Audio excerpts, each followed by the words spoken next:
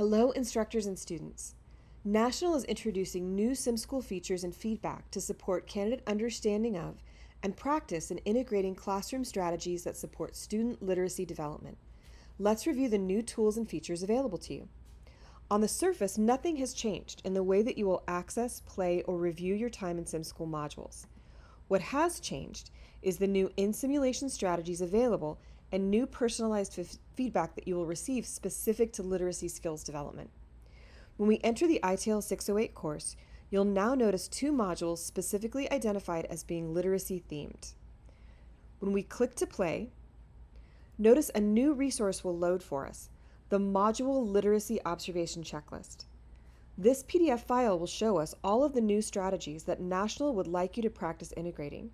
Note that even though this checklist does not include the California Teaching Effectiveness benchmark strategies that you've been observed on in the past in other modules, all of those content strategies are still available to you in the simulations, and you should still use them as you feel is appropriate. Let's launch a teaching sim and see what's different for us when we're in the environment. Notice now that when we launch the sim, rather than seeing our CTE behaviors, our objectives to complete include these new literacy-specific development items. And when we start teaching, under our Teach toolbox, now notice along with lesson plan, classroom management, accommodations, and modifications that have always appeared, now we have a new category called literacy strategies. And it includes introductory strategies, learning tasks, and closing items that we can use.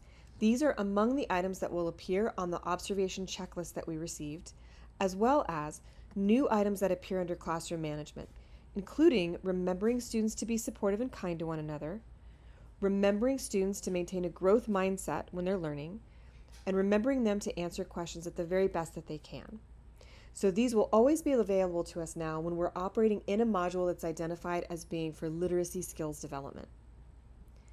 Now, when we're back on our course main page, if we come to our dashboard, there's another new feature that may be interesting to you. And it's one that all of the instructors have had access to for a while, but it's new to students. You're used to the summary tiles that we see on our dashboard that include our module progress, the minutes that we've taught, and our effectiveness to date in equitably working with our students, achieving simulated student gains academically and socially and emotionally. But now notice there's an additional title called Benchmark Trends. When we come to our Benchmark Trends, notice that there is a rubric drop-down menu. If you click on this rubric drop-down menu after you've started working in the simulations, it will summarize all of your progress thus far in table format like you're used to seeing on your observation reports.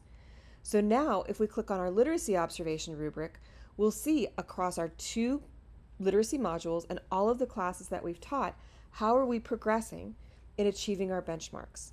This is a really good opportunity to see how you're learning and performing across all the modules that you teach based on how you're being observed. We hope that these new features are available to you and interesting, and as always, remember that if you require any support, reach out to us 7 days a week and we will get back to you as quickly as possible. Good luck and have fun teaching.